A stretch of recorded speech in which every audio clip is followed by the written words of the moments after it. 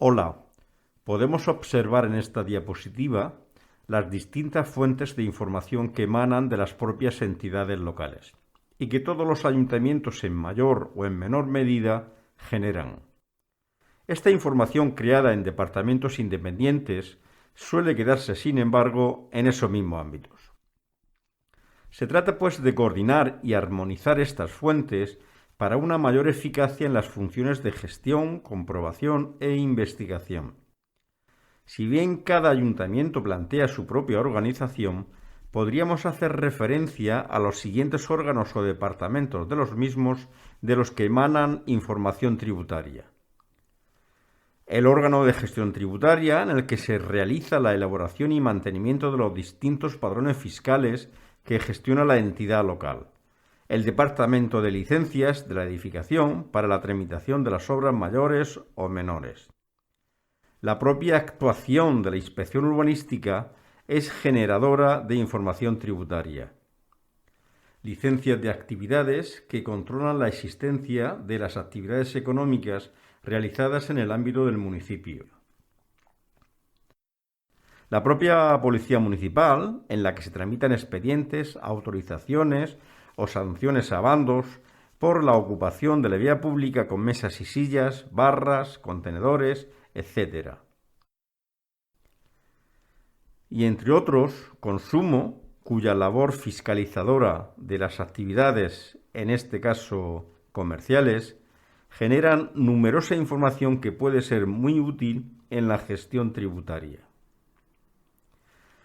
Toda la información generada en los distintos órganos debiera tratarse informáticamente, creando y manteniéndose fuentes de información coordinadas.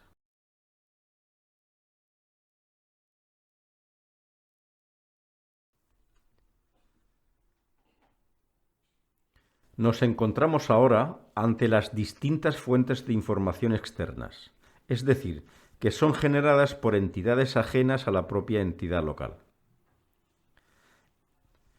Estas quizás son más variadas y no siempre tienen un carácter tributario, aunque con frecuencia dicha información derive en un procedimiento fiscal. Veamos algunas de ellas.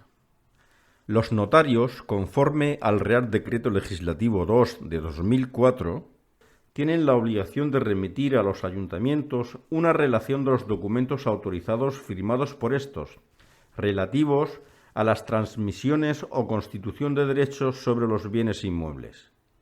La propia agencia estatal, con la confección y remisión periódica de los distintos censos de los obligados tributarios o de las actividades empresariales, entre los que se encuentra el censo de contribuyentes o la matrícula del IAE. Más ejemplos sería, en el caso de Murcia, empresas que están vinculadas a la propia entidad local, como es la empresa municipal de aguas, cuyos contratos de suministros están vinculados a la tasa de basura, por lo que son generadores de información de carácter tributario.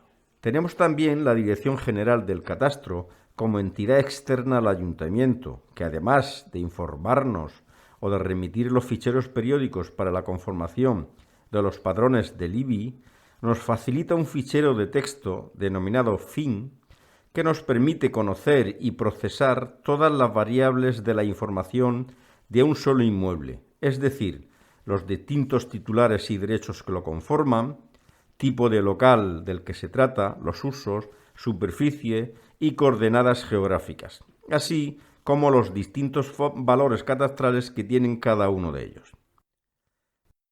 También podemos ver el registro mercantil, que es muy útil en el caso de la revisión a una empresa para obtener información de la constitución de sociedades, de su control por parte de otras, así como la detección de los distintos administradores que la conforman. Toda esta información, como en el caso de las fuentes internas o quizá más, es recibida con formatos muy diversos, necesitando por tanto realizar procesos de armonización de su contenido. Todo ello al objeto de conformar fuentes de información homogéneas y utilizables para los procesos de gestión e investigación. Veamos un ejemplo de los tratamientos que se realizan con las distintas fuentes de información. Mediante la agrupación de varias de ellas, podemos obtener de un obligado que ejerce una actividad de construcción y promoción diversa información. Observemos aquí al obligado tributario que figura en matrícula del IAE por la actividad de construcción y de promoción. En este formulario individual podemos comprobar las cifras de negocios presentadas anualmente en el impuesto de sociedades. Podemos revisar también si se ha realizado algún tipo de actuación anterior por la inspección tributaria, comprobar las altas y bajas presentadas en el IAE por este obligado tributario, el número de las transmisiones de inmuebles realizadas por ejercicios. Veremos también aquí, en el caso de que tenga un local en el que se ejerza algún tipo de actividad, si se ha solicitado la oportuna licencia de actividades. Observaremos en este apartado la relación de los inmuebles vendidos y quiénes son los obligados que los han comprado. En este apartado podemos observar si se han presentado las preceptivas declaraciones anuales de los metros vendidos en su caso en el IAE, que se realizan en el ejercicio siguiente a su venta. También fiscalizaremos aquí los casos en los que el obligado haya solicitado algún tipo de licencia de construcción o de urbanización. Además, podemos comprobar la matrícula histórica del IAE, los recibos de los inmuebles por los que figura como titular en el catastro, si tributa o no por la tasa de basura o figura, por ejemplo, en la tasa de vados.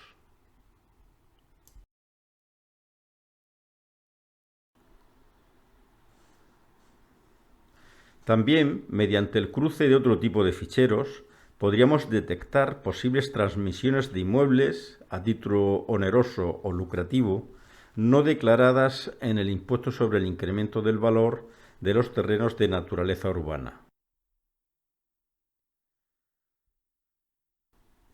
Si observamos en este formulario, vemos que los datos facilitados por el Instituto Nacional de Estadística de una persona fallecida son cruzados con la información tributaria remitida por el catastro en el ya comentado fichero FIN, en el que se detecta que esta persona en el momento del fallecimiento era propietaria en algún grado de estos bienes inmuebles.